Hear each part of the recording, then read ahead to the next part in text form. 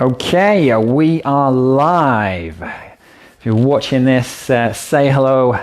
Make sure you leave me a comment down below where you are in the world and what you're up to. Did you have a great weekend? I hope you did. Busy weekend for me. Obviously kids, we were swimming, we were parties. So it's like the party scene's kicked off again with all the kids. So it's all good fun. But in today's video, I want to talk to you about fasting for fat loss. So this is the Health is Wealth show. I hope you're well. Make sure you like and share this video so I can reach more people.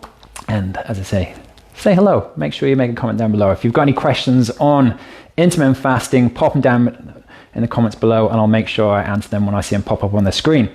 So, fasting and fat loss is a big tool that I use. It can slot into any diet.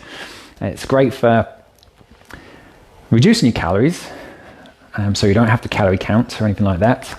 And it's also great in terms of boosting your focus, concentration, helps you sleep better, helps reduce inflammation, and obviously helps you lose weight.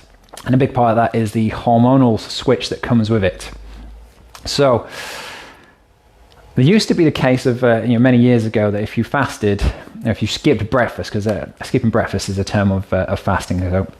So you break fast, breakfast. So you're breaking your fast as you have your first meal. So that's why it was called breakfast. But fasting used to be, or skipping breakfast used to be seen as a way of, you're going to mess up your metabolism.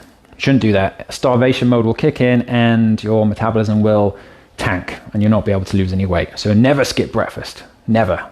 And that's wrong. All right. The science now backs it up that fasting, whether it's in the morning or sustained periods of time later in the day, perhaps, starting to fast early in the afternoon and going to later in the, early morning. So you're not actually skipping breakfast, but you've done a longer fast through the night. So perhaps rather than skipping breakfast, you're skipping an evening meal and you fast in that way around. Because most of the people that are fasting are basically sleeping. You're going to sleep through the night as a big chunk of your fast. So fasting is definitely beneficial, and it's not what it was seen many years ago where you would mess up your metabolism and you wouldn't be able to lose weight. As I mentioned, skipping breakfast is the most normal type of fasting, but there are also many other methods. You have a 24-hour fast, you have a 16-8, so 16-hour fasting window and 8-hour eating window. You have 5-2, which is 2 days of fasting and 5 days of just normal eating. And those 2 days of fasting are usually somewhere in the region of 16 to 18 hours, which is kind of what I prefer. I prefer the 5-2 method. Especially that's what I recommend for a lot of my clients, and I've used in a couple of my programs as well.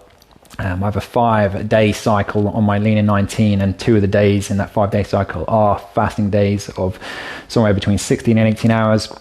I find 16 to 18 hours works quite well because it's not so much of a ball ache. 24 hours can be a chore and you sort of clock watching towards the end of that.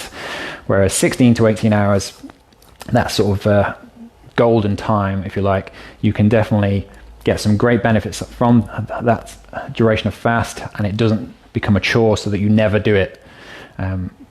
Personally, for me, I would fast usually at least once a week, but more often than not twice a week. And I usually sandwich my weekends, so I have a Monday and then a Friday fast. So if I come to Friday, I fast in the morning up to sort of midday, so counting back obviously for my last meal the evening before. It makes it easier if I start my fast early.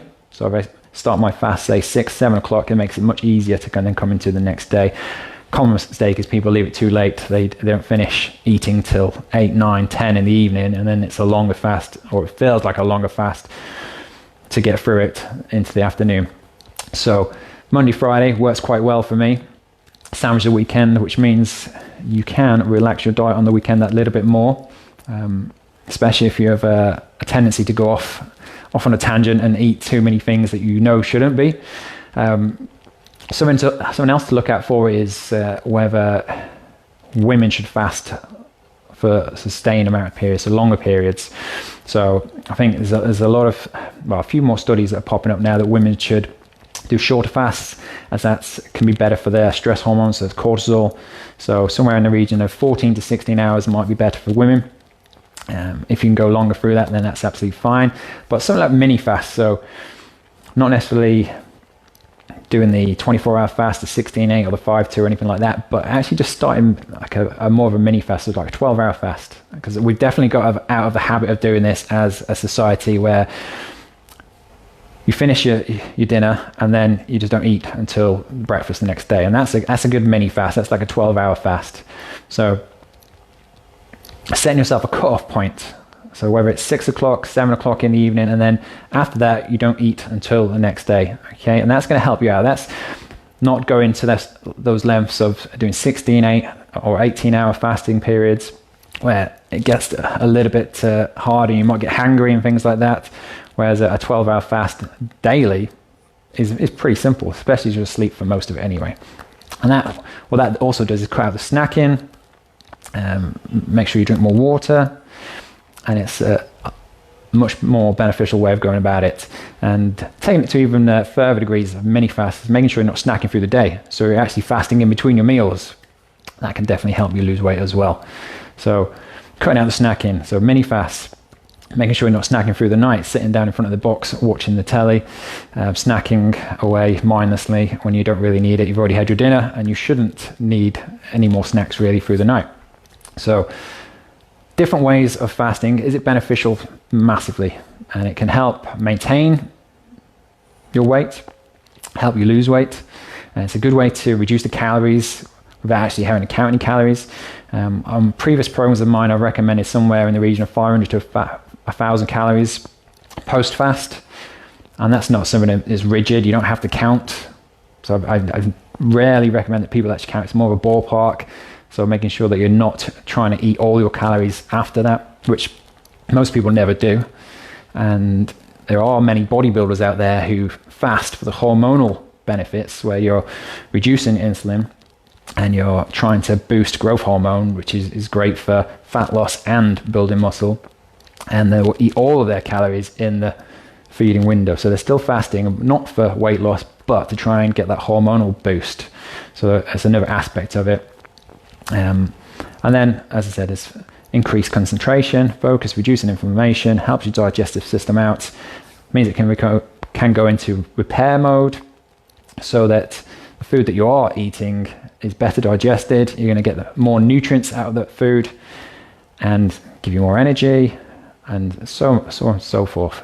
It's such a big beneficial impact of doing intermittent fasting. So definitely give it a whirl if you haven't already.